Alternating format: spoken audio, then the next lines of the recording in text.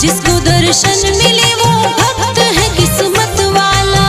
दिल का भोला है बड़ा शूरवीर बलवाला, जिसको दर्शन मिले वो भक्त है किस्मत वाला, जिसको दर्शन मिले